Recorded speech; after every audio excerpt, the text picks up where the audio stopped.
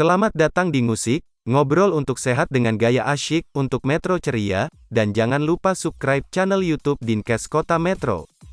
Redaksi bertugas, 1. Koordinator Tim Diah Meirawati, SKMSS, Pengembang Materi Marianto, SKM dan 3. Video Editor, Eci Lindasari, SKM. Tema obrolan musik kita kali ini ingin membahas mengenai episode 7, demam tinggi mendadak waspada DBD. Jangan asal fogging, nyamuk bisa kebal, saksikan bersama di program musik.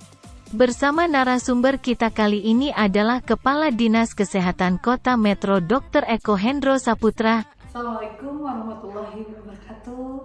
Salam sejahtera dan budaya untuk kita semua. Tabik pun teman-teman musik semuanya, jumpa lagi di channel Dinas Kesehatan Kota Metro dalam program musik.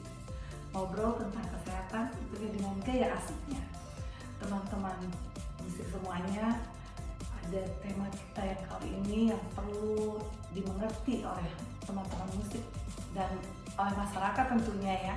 Baik teman musik semuanya, untuk tema kita yang episode ke-7 kali ini adalah waspada DBD, jangan asal fogging, nyamuk bisa kebal. Sahabat musik semuanya, untuk narasumber kita kali ini, mungkin sahabat musik penasaran nih siapa narasumber kita yang luar biasa. Beliau adalah Kepala Dinas Kesehatan Kota Metro, Dr. Eko Hendro Saputra, SKM MKes. Kabar Pak Eko? Pak Eko, beberapa minggu ini mungkin informasi juga bahwa kasus DBD sudah mulai meningkat ya Pak Eko ya. Mungkin karena peralihan cuaca ya Pak Eko ya, seperti itu ya. Nah di sini sahabat musik ingin tahu lebih dalam lagi tentang awas DBD meningkat ini Pak. Nah mengapa Pak kasus DBD cenderung meningkat saat musim penghujan? Ya, makasih Bu Maira. Jadi teman-teman semuanya, masyarakat semuanya, bahwasannya penyakit demam berdarah dengue itu ditularkan oleh nyamuk. Nyamuknya namanya nyamuk Aedes aegypti. Virusnya namanya dengue, virus dengue. Jadi hanya bisa ditularkan oleh nyamuk. Nah, nyamuknya namanya nyamuk Aedes aegypti. Nah, nyamuk Aedes aegypti ini media berkembang biaknya di tempat-tempat air bersih, tempat-tempat yang dapat menampung air bersih, air hujan misalnya. Oleh karena itu dibutuhkan suatu kebersamaan kita semua untuk bareng-bareng memberantas sarang nyamuk DBD ini. Di mana tempat-tempat sarang nyamuk DBD? Yang pertama, tempat-tempat yang dapat menampung air nih, baik di dalam rumah maupun di luar rumah. Di dalam rumah nih, di bak mandi harus sering dikuras. Mengapa harus dikuras? Jangan sampai jentik nyamuk menjadi nyamuk dewasa dalam waktu 7 hari. Makanya setiap hari bak mandi harus dikuras. Tempat-tempat minum harus sering diganti. Tempat-tempat minum burung dalam rumah itu yang punya burung harus sering diganti juga. Kemudian vas bunga juga itu tempat media berkembang biaknya nyamuk itu. Intinya nyamuk itu medianya air, oleh karena itu hati-hati. Mari jaga kebersihannya, rajin menguras supaya tidak menjadi media berkembang biaknya nyamuk Aedes aegypti. Nyamuk Aedes itu dari telur sampai dengan nyamuk dewasa itu butuh waktu 7 hari.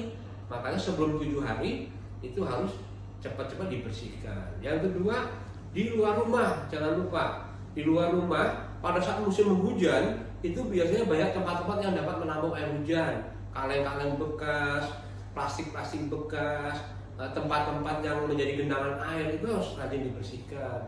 Karena sekali lagi nyamuk Aedes aegypti medianya di air, ya. Sekali lagi di air, makanya harus kebersihan lingkungan yang paling penting, kebersihan kita semuanya. Makanya di musim hujan meledak kasus DBD itu karena seperti itu. Karena banyak tempat-tempat yang dapat menampung air, baik dalam rumah maupun di luar rumah, tidak dibersihkan oleh masyarakat.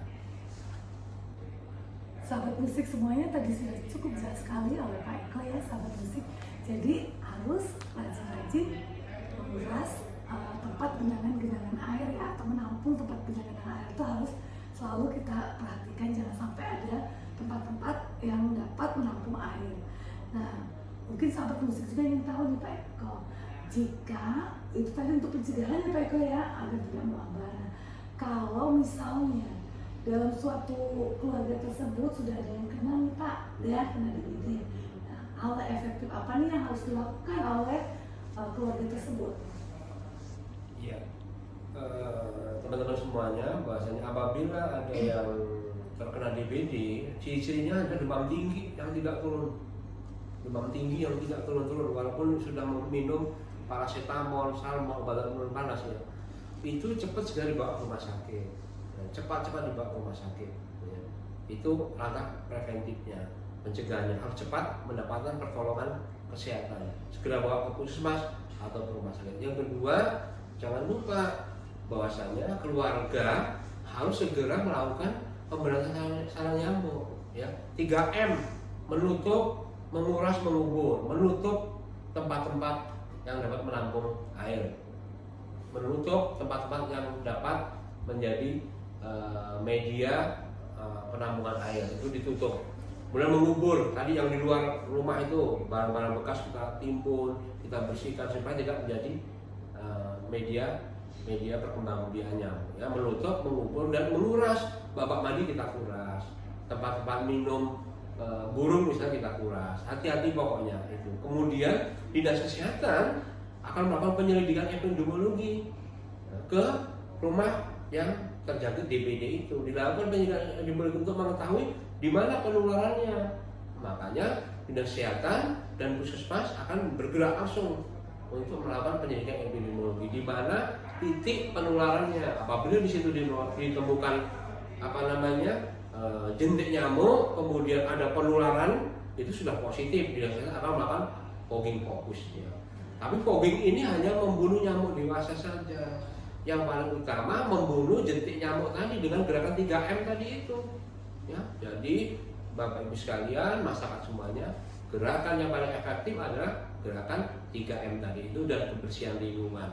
Fogging fokus membunuh nyamuk dewasa, tapi itu tidak menyelesaikan masalah kalau tidak adanya pencegahan dengan gerakan 3M. Supaya jentik nyamuk nggak sempat menjadi dewasa, kita lakukan bersih-bersih tadi itu, menguras, menutup, mengubur barang-barang yang bisa menjadi media air.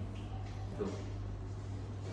Teman musik, tadi Pak Eko sudah cukup jelas ya bahwa fogging itu tidak efektif kalau hanya dilakukan fogging, tetapi tetap dilakukan untuk 3M plusnya. Nah, untuk teman-teman musik misalnya ada dalam keluarganya yang curiga dengan ciri-ciri yang telah disampaikan tadi bahwa dia seperti DBD, menjurus ke DBD. Nah, mungkin teman-teman musik semuanya ingin tahu langkah apa nih yang harus dilakukan Pak Eko. Jadi apa yang harus masyarakat perbuat agar bisa terlaporkan bahwa ini memang kasus DBD, dan apa yang harus dilakukan oleh keluarga tersebut. Ya, makasih. Jadi masyarakat semuanya, bahwasanya apabila di dalam satu keluarga ada yang menderita demam tinggi lebih dari 3 hari dan minum obat tidur panas tidak turun-turun, segera lapor ke puskesmas atau melalui pamong boleh juga. Ya. Jadi puskesmas nanti akan langsung menindaklanjuti kurang dari 24 jam.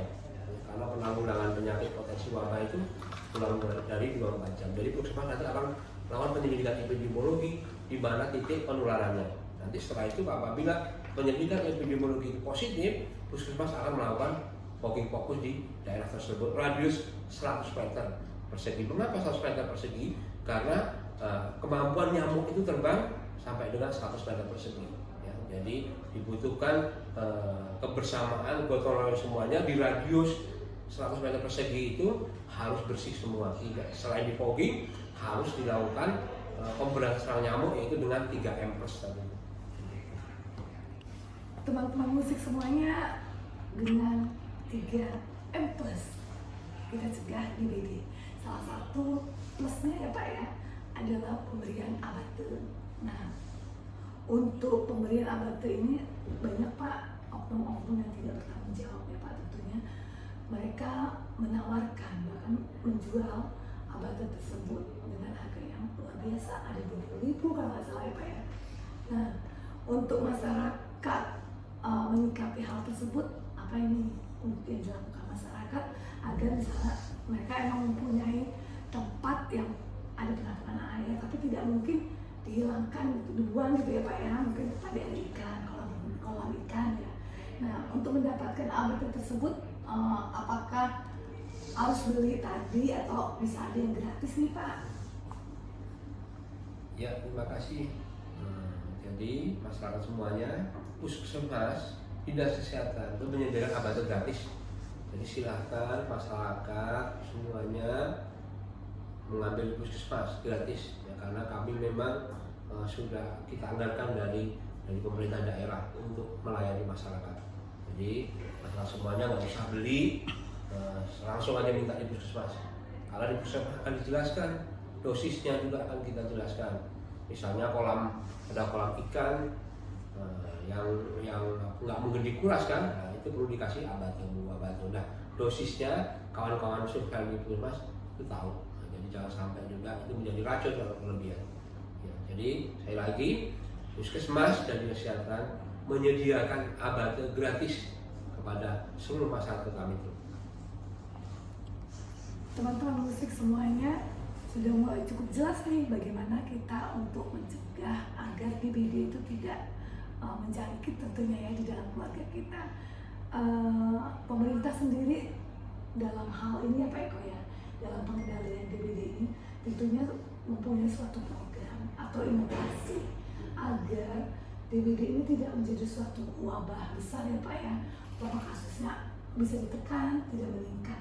Nah, mungkin di pemerintah Kota Metro sendiri, khususnya dinas kesehatan ya, mempunyai suatu inovasi apa nih yang harus pemerintah lakukan melalui dinas kesehatan berbuat hal tersebut agar DBD ini tidak menjadi wabah yang cukup luar biasa ya, menjadi wabah atau kasus yang meningkat. Nah, inovasi itu sendiri apa ya Pak untuk dinas kesehatan dalam hal untuk mencegah DBD? Ya, jadi kita memiliki inovasi namanya GIRIJ, gerakan satu rumah satu jumantik. Jadi setiap rumah nanti punya juru pemantau jentik, karena nggak mungkin satu kelurahan, satu RT, satu RW yang satu jumantik, nggak bisa, karena semua rumah berpotensi berisiko terhadap terjadinya perkembangbiakan nyamuk. Jadi satu rumah satu juru pemantau jentik, GIRIJ namanya, gerakan satu rumah satu jumantik ya, itu karena itu akan efektif. Kalau GIRIJ itu nggak kita nggak kita miliki, kalau jumantik hanya satu RT itu nggak akan mungkin mengawasi seluruh rumah yang ada, karena perkembangan nyamuk itu sangat cepat ini. Dalam waktu 7 hari telur nyamuk itu sudah menjadi dewasa. Makanya dibutuhkan kebersamaan, kegotong royongan dari semua peran serta masyarakat. Semua rumah harus bebas jentik. Siapa yang bertanggung jawab? Ya masing-masing rumah itu. Karena apa dampaknya? Rumah kita nggak bersih, itu radius 100 meter dari kita, akibat rumah kita bisa terkena serangan atau tergigit nyamuk demam berdarah. Itu pentingnya satu rumah satu juru jumantik. Inovasi yang harus dimiliki, yang kita miliki di dinas kesehatan. Itu, terima kasih.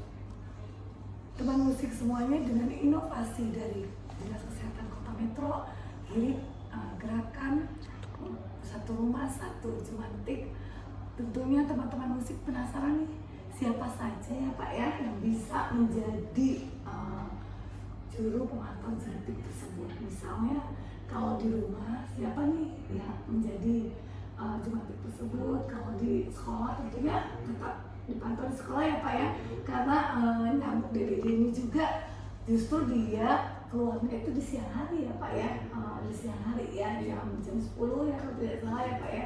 Nah itu mungkin butuh juga nih untuk jumantiknya ya, juru pemantau jentik di sekolahnya.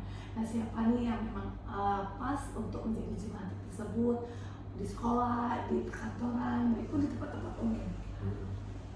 Ya, terima kasih. Jadi di rumah, jumantik di rumah, yaitu jumantiknya di rumah. Kalau di rumah ya ada kepala keluarganya, ada ayahnya, ibunya atau anaknya, itu salah satu jadi jumantik.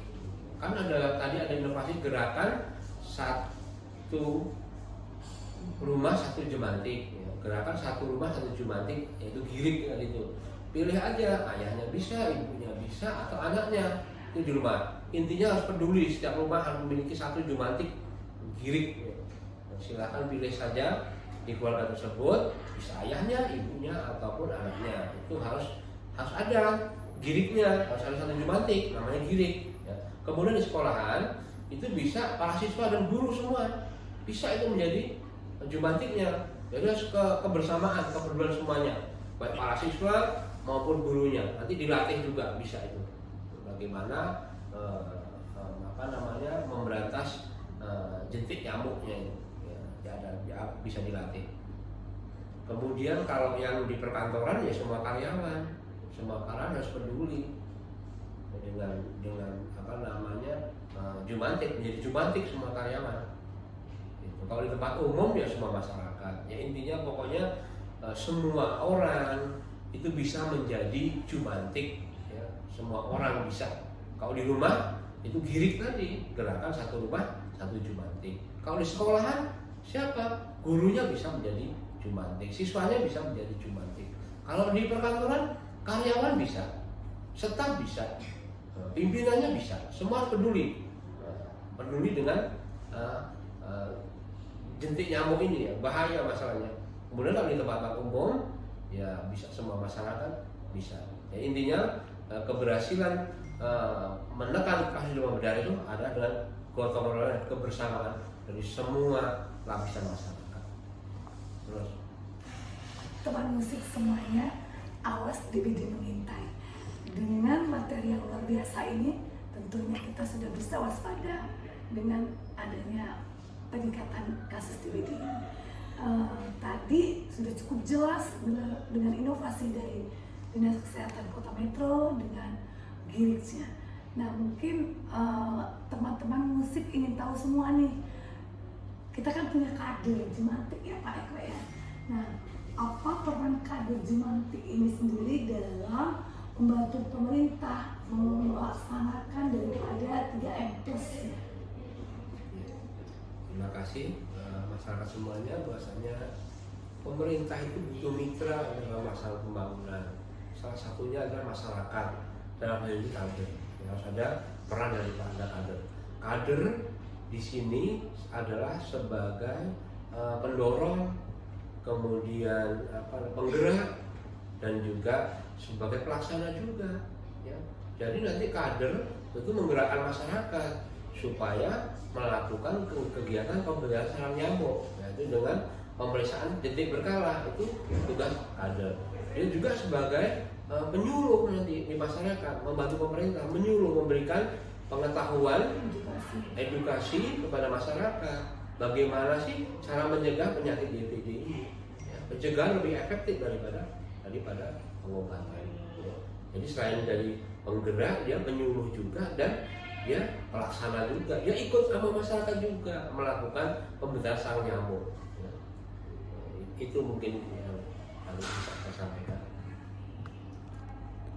Teman musik semuanya, kita sudah ketahui peran daripada kader jumantik. Nah, selain kader jumantik dalam upaya penurunan kasus DBD, tentunya kita punya juga Pokjanal DBD atau mitra sektor dalam pengendalian DBD. Nah, mungkin teman-teman musik semuanya ingin tahu nih Pak, bagaimana peran daripada Pokjanal DBD tersebut dalam upaya membantu pemerintah untuk menurunkan kasus DBD. Ya, terima kasih. Pokjanal DBD adalah kelompok kerja nasional DBD, ada di tingkat kota, di tingkat kecamatan maupun nasional. Ini isinya adalah OPD dan lintas sektoral terkait, para pengambil keputusan. Artinya dibutuhkan suatu gerakan bersama-sama, dukungan dari lintas sektoral dalam rangka mencegah dan memberantas DBD. Ya, perlu dukungan nih dari camat, dari lurah, kepala organisasi perangkat daerah, agar bersama-sama menggerakkan masyarakat untuk berperan serta aktif dalam pencegahan DBD. Jadi intinya bahwa channel DBD ini sebagai motivator kita semua dalam bekerja, dukungan semuanya, karena urusan pemeriksaan penyakit tidak hanya milik dinas kesehatan, ini tanggung jawab bersama. Ya, baik eksekutif, legislatif itu memiliki peran semuanya. Organisasi perangkat daerah semuanya terlibat di sini supaya ke depan bahwasannya pencegahan dan pemberantasan penyakit khususnya DBD itu lebih maksimal dan lebih optimal. Teman musik semuanya, Masya Allah ya, luar biasa untuk tema kita kali ini. Mudah-mudahan DBD benar-benar hanya mengintai saja, tapi lewat, tidak berhenti di kota metro. Kasus DBD tidak meningkat, bahkan kalau bisa tidak ada lagi kasus baru nih setelah masyarakat semuanya, setelah teman-teman musik semuanya tahu informasi tentang DBD. Nah, tadi sudah cukup jelas juga bahwa untuk menurunkan atau tidak adakan menjiraukan kasus DBD itu butuh beberapa masyarakat atau beberapa elemen yang terlibat langsung. Di antaranya tadi sudah cukup jelas adanya kader Jumantik, adanya Pokjana, bahkan keterlibatan dari mitra-mitra baik di luar pemerintah maupun di dalam pemerintah itu sendiri. Nah, terakhir nih Pak, teman musik semuanya, tapi mudah-mudahan kita masih bisa ketemu terus ya dengan seri-seri yang episode-episodenya tentu yang lebih menarik lagi ya. Closing nih Pak, ya bagaimana nih Pak himbauan dari Bapak Eko sendiri selaku Kepala Dinas Kesehatan Kota Metro, bagaimana himbauan Bapak untuk masyarakat meningkatkan kesadaran masyarakat tentunya ya akan pentingnya pemantauan jentik berkala, bahkan pemberantasan sarang nyamuk ini, dan untuk penerapan 3M+ dalam rangka upaya pencegahan DBD. Ya, terima kasih. Dibutuhkan kerjasama dari semua pihak, dari individu kita, keluarga, masyarakat, tokoh masyarakat, para pimpinan semuanya. Itu dibutuhkan kerjasama, kolaborasi. Ya. Bagaimana cara untuk mencegah DBD ini? Jadi kebersamaan, kegotong royongan itu kunci sukses daripada menekan jumlah kasus DBD. Ya. Setiap diri kita bertanggung jawab terhadap rumah kita, ya. Keluarga kita juga rumah kita, karena dampaknya kepada masyarakat semuanya. Kemudian yang kedua tentunya dibutuhkan suatu sistem kewaspadaan dini terjadinya peningkatan kasus DBD. Karena DBD itu meningkat pada saat musim hujan. Itu dibutuhkan kewaspadaan kita semua, jangan sampai kita lengah. Ya, maka dari itu dihimbau kepada seluruh masyarakat, mari berperan serta semuanya, kita semuanya untuk pemberantasan sarang nyamuk ini. Tugas kita semua, bukan tugas orang lain. Kita semua, mulai dari individu, dari rumah, keluarga, masyarakat, sampai di tingkat kota. Semua tugas kita semua. Semua aktif peduli, karena nyamuk demam berdarah ini adalah bisa menjangkiti di radius 100 meter. Rumah kita bersih, tapi rumah tetangga nggak bersih, kita tetap berisiko. Rumah kita tidak bersih, tetangga kita bersih, tetangga kita bisa berisiko juga. Jadi Bapak Ibu sekalian, masyarakat semuanya, mari kita bersama-sama mencegah dan menanggulangi penyakit DBD ini dengan kebersamaan, kegotong royongan, dan partisipasi dari kita semua untuk pemberantasan sarang nyamuk supaya tidak terjadi penyebaran penyakit demam berdarah. Terima kasih, saya Eri. Wassalamualaikum warahmatullahi wabarakatuh. Baik teman musik semuanya, untuk episode kali ini saya rasa sudah cukup asik kita berbicara, dan kita bisa ketemu lagi di episode berikutnya dengan tema-tema yang oke, dengan narasumber yang keren-keren semuanya, tentunya dengan gaya yang asiknya pastinya seperti itu. Dan jangan lupa nih tetap dukung selalu channel Dinas Kesehatan Kota Metro dengan selalu like, komen, dan subscribe-nya. Seperti biasa, subscribe itu ada gratis, jadi mohon selalu untuk dukungannya agar channel ini lebih lagi bisa mengedukasi masyarakat khususnya Kota Metro. Sampai jumpa dan saya akhiri. Wassalamualaikum warahmatullahi wabarakatuh.